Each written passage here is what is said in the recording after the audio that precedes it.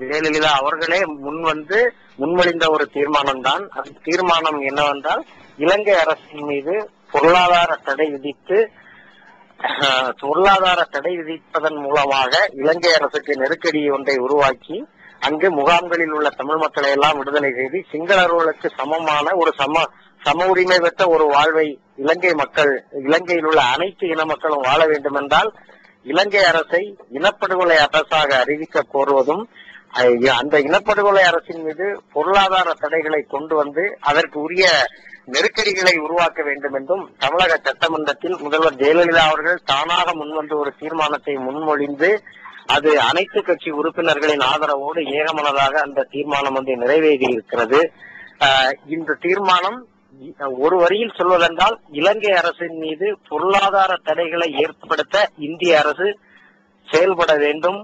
சர்வதேச அளவில் பல்வேறு நாடுகளுடன் இணைந்து சேர்ந்து நின்று பல்வேறு நாடுகளுடன் பேசி இலங்கை மீது பொருளாதார தடைகளை கொண்டு வர வேண்டும். பொருளாதார தடைகளை கொண்டு வந்தால் மட்டுமே இலங்கை அரசு அந்த இனப்படுகொலை நடந்திருக்கிறது என்று சொல்லப்படுகின்ற பல்வேறு குற்றச்சாட்டுகள் தொடர்பாக செவி மடுக்கும் என்கிற மாதிரியான பார்வைகளோடு அவர் இந்த தீர்மானத்தை முன்மொழிந்திருக்கிறார்.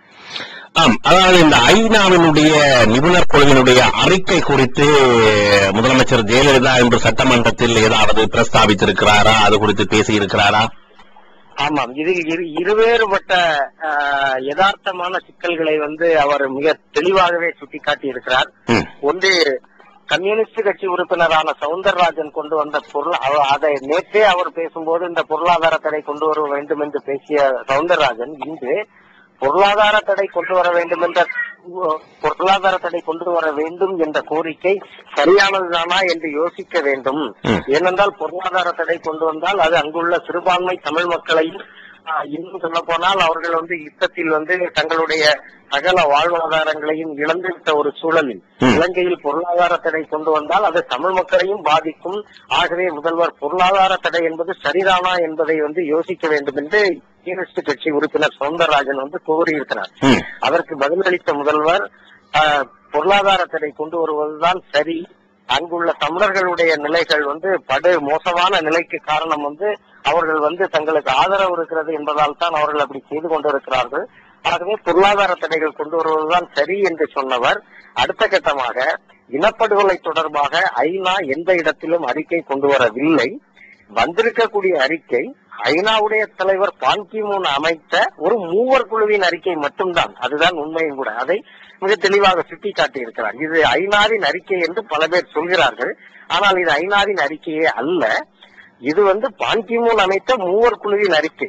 இந்த அறிக்கையை முன்னுதாரணமாக கொண்டு ஐநா இலங்கையை இனப்படுகொலை அரசாக அறிவிக்க வேண்டும் என்று கோரியிருக்கிறார்.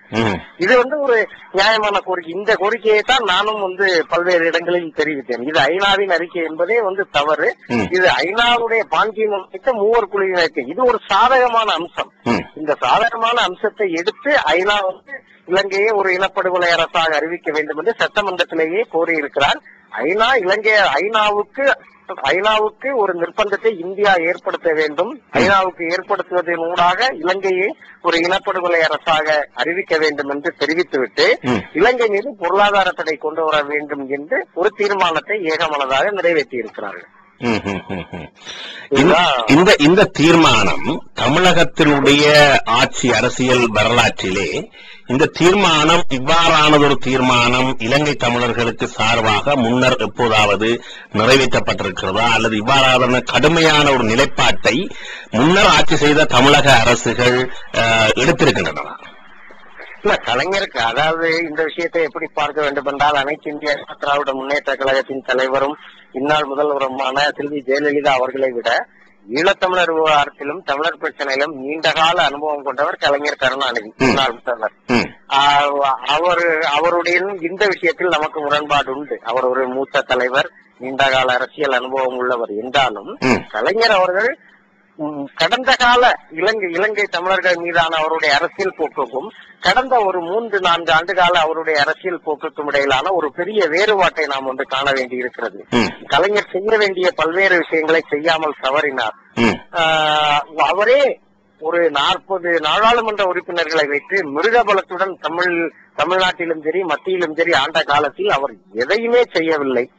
அதற்கு பின்னரும் சட்டமன்றத்தில் ஒரு தீர்மானம் நிறைவேற்றுங்கள் என்று சொன்ன போது கூட செய்யவில்லை. அந்த அளவில் ஜெயலலிதா இப்போது உலகெங்கிலும் தமிழகத்தில் கலைஞர் கருணாநிதி அவர்கள் மீது உருவாகி இருக்கக்கூடிய இந்த அதிருப்தியை பயன்படுத்தி இந்த இலங்கை தமிழர் விஷயத்தில் சாதகமான சில நடவடிக்கைகளை எடுப்பதனூடாக தன்னை அந்த தமிழின தலைவர் அப்படிங்கிற அந்த கலைஞருக்கு ஒரு பாதகமாக அமைந்துவிட்ட அந்த விஷயங்களை விட்டு இவர் அதை அதில் ஒரு தீவிரமாக இருக்கிறாரோ என்று தெரிகிறது. ஆனால் அது உண்மையா பொய்யா என்பதெல்லாம் அப்புறம் பேச வேண்டிய விஷயம். ஆனால் அவர் அதை செய்ய முன்வந்திருப்பதின் ஊடாக அவர் இந்த ஒரு புதிய இதுக்கு அஸ்திவாரம் போடுகிறார் என்றுதான் தெரிகிறது. இந்த மாதிரியான ஒரு தீர்மானம் சட்டமன்றத்தில் நிறைவேற்றிருப்பது ஒரு சிறிய முன்னேற்றம் தான். அதை ஒரு பெரிய வெற்றியாக பார்க்க முடியாவிட்டாலும் இந்த ஈழத்தமிழர் விஷயத்தில் இது இனி இலங்கையுடைய கட்டுப்பாட்டை மீறி வெவ்வேறு வெளிநாடுகள், சர்வதேச நாடுகள், தமிழகம் உள்ளிட்ட நாடுகள் எல்லாம் இப்ப தமிழகத்தில் அந்த கடந்த ஒரு 3-4 ஆண்டு காலமாக ஈழ விடுதலை ஆதரவாளர்களும் பல்வேறு தமிழார்வலர்களும் போராடிய அந்த போராட்டங்களுக்கெல்லாம் ஒரு சின்ன பெருமதி கிடைத்து விட்டதாக கூட நாம் இதை எடுத்துக்கோ. ஆனால் இதோடு நிறுத்துவதோ இல்லை இதை அடுத்த கட்டத்திற்கு நகர்த்தாமல் இப்படியே இதிலேயே சந்தோஷப்பட்டு இது போதும் என்று நினைப்பதோ போதாது என்று நினைக்கிறேன். ஆனா இது ஒரு முக்கியமான தீர்மானம் தான். ஒரே ஒரு கேள்வி, அதாவது இன்றைய எங்களுடைய இணையதள செய்தியிலே நாங்கள் போட்டிருக்கிறோம், ஜெயலலிதா அம்மையாருக்கு மிகவும் நெருக்கமான ஒரு இந்தியாவினுடைய முன்னாள் பிரதமர் மந்திரி ராஜீவ்காந்தியினுடைய காலத்திலே காங்கிரசிலே 5 முறை பாராளுமன்ற உறுப்பினராகவும் பின்னர் அமைச்சராகவும் பின்னர் இன்னொரு மாநிலத்தினுடைய கவர்னராகவும் இருந்த ஒரு பெண் பர்னாலாவுக்கு பின் இப்பொழுது பதவியேற்கின்றார் கவர்னராக. அதை ஜெயலலிதா அம்மையாரை விரும்பி கேட்டதாகவும் அதற்கு மத்திய அரசு உடனடியாக இணக்கம் தெரிவித்து அவரை அனுப்பியதாகவும் கூறப்படுகிறது. எனவே அடுத்த தேர்தலை நோக்கிய ஒரு கூட்டணிக்கான ஒரு வளைத்து போடும் நடவடிக்கையில் காங்கிரஸ் கட்சி அதிமுகவுடன் நெருக்கமாக பல உறவுகளை பேண ஆரம்பித்திருக்கிறது என்று சொல்லுகிறார்கள். அதேபோல் இலங்கை அரசும் ஜெயலலிதா அம்மையாரை வளைத்து போடுவதற்கு 2 முக்கியஸ்தர்களை நியமித்து அவர்களூடாக காய்களை நகர்த்துவதற்கான வேலைகளை மேற்கொள்வதாகவும் ஊடகங்களிலே தொடர்ச்சியாக தகவல்கள் வந்து கொண்டிருக்கின்றன. இவ்வாறான ஒரு சூழலில் இன்று நிறைவேற்றப்பட்ட இந்த தீர்மானம் முதலமைச்சருடைய உறுதியான நிலைப்பாட்டை சொல்வதற்கான ஒரு அறிகுறியா அல்லது அது பற்றி நினைக்கிறீங்க? அதான் இது மார்கரெட் ஆல்வா அவர்கள் தமிழகத்தின் முதல்வராக வருவதாக சொல்லப்படுகிறது. இப்போதோ இன்னும் ஒரு சில மாதங்களிலோ அவர் தமிழகத்துக்கு முதல்வராக வரக்கூடும். ஏற்கனவே இருக்கக்கூடிய பெரியவர் மூத்த கவர்னருமான பர்னாலா அவர்கள் ஓய்வு அப்படின்றது இல்ல, அவங்க அந்த வயதாகிவிட்ட முதிர்ச்சி காரணமாக ஏதோ ஓய்வு பெறுவதாக தெரிகிறது. இந்த விஷயங்கள் இப்படி இருந்தாலும் காங்கிரஸ் ஒரு பக்கம் ஜெயலலிதாவை நிச்சயமாக வளைத்து பிடிக்கத்தான் செய்வார்கள், வளைத்து பிடிக்க முயல்வார்கள். அது காங்கிரஸ் உடைய பழக்க வழக்கமே அப்படித்தான்.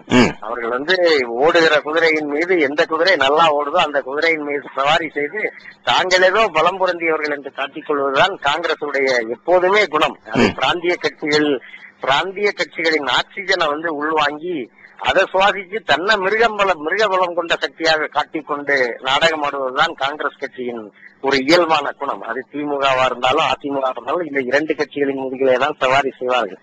ஆனால் ஜெயலலிதாவுடைய வெற்றி இந்தியாவில் காங்கிரஸ் பக்கம் ஜெயலலிதா சாய்வாரா இல்ல என்ன மாதிரி செய்வார் என்றால், நீங்கள் 2 நாட்களுக்கு முன்னால் பாரதிய ஜனதா கட்சியின் தலைவர் அத்வானி அவர்கள் பிஜேபி ஆட்சி அமைந்தால் அத்வானி அவர்கள் தான் பிரதமர் என்று சொல்லப்படுகிறது. அந்த அத்வானி அவர்கள் சொல்லியிருந்தார், ஜெயலலிதாவின் வெற்றி தேசிய முக்கியத்துவம் வாய்ந்தது. தேசிய அரசியலில் காங்கிரசுக்கு எதிரான ஒரு புதிய பாதையை, புதிய வழித்தடத்தை உருவாக்கக்கூடிய ஒரு வல்லமையும் ஒரு மாற்றமும் தமிழகத்தில் ஏற்பட்டிருக்கிறது என்று அத்வானி சொன்னார். ஜெயலலிதா அவர்கள் தான் வெற்றி பெற்ற உடனேயே அன்றே சில மணி நேரங்களில் ஜெயலலிதாவை தொடர்பு கொண்டு வாழ்த்து தெரிவித்தவர் குஜராத்தின் குஜராத் முதல்வர் நரேந்திர மோடி. அவரும் ஒரு பிஜேபி காரர்.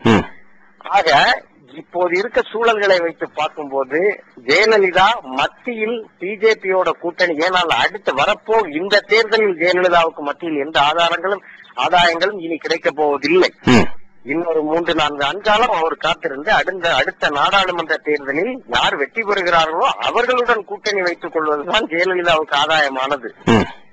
அந்த வகையில் அதை யதார்த்தமாக யோசித்து பார்த்தால் ஜெயலலிதா பிஜேபியுடன் கூட்டணி சேர்வார் என்பதுதான் தெரிகிறது. அதற்கான சூழல் தான் கனிந்தும் வருகிறது. இன்னொரு பக்கம் இலங்கையை பொறுத்தவரைக்கும் அவர் தீவிரமாக இலங்கை அரசை எதிர்க்கிறார், ராஜபக்சேவை எதிர்க்கிறார் என்பது உண்மையாக இருக்கலாம், இல்லாமல் இருக்கலாம். அது போக போகத்தான் தெரியும்.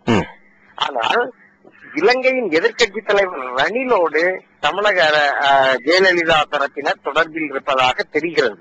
அதுவும் மிக விரைவில் தெரிய வரும். அவர்கள் ஒருவேளை ராஜபக்சேயை மாற்றிவிட்டு எதிர்க்கட்சியினர் பதவிக்கு வந்தால் இந்த சூழல்களை சுமூகமாக்கலாம் என்று நினைக்கிறார்களோ என்னமோ தெரியவில்லை. ராஜபக்சேயின் பெயர் உலகம் முழுக்க கெட்டு இருக்கிறது, இவர்களோடு தொடர்பு வைத்தால் நமக்கும் கெட்ட பெயர் ஏற்படும் என்று நினைக்கிறார்களோ என்னவோ தெரிகிறது.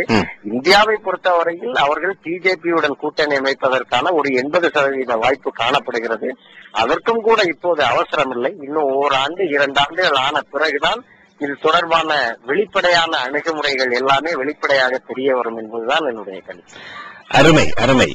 மிக அருமையாக எழிலன் உடனுக்குடனான செய்திகளை இந்தியாவிலிருந்து இப்பொழுது இந்திய ஊடகங்களில் வெளிவருவதற்கு முன்னர் கூட நீங்கள் எங்களுக்கு இந்த செய்திகளை உடனுக்குடன் தருகிறீர்கள். அதற்காக மீண்டும் நேயர்கள் சார்பிலும் எங்களுடைய ஊடகங்கள் சார்பிலும் உங்களுக்கு நன்றியை தெரிவித்துக் கொண்டு தொடர்ந்து உடனுக்குடனான செய்திகளை எங்களுக்கு அறிவிப்பீர்கள். எங்களுடைய நேயர்களுக்கு நாங்கள் உடனுக்குடன் சொல்வதற்கு வாய்ப்பாக இருக்கும் என்று கூறி தற்போது அடுத்த தரம் சந்திக்கும் வரை உங்களுடன் விடைபெறுகின்றேன். நன்றி. நன்றி.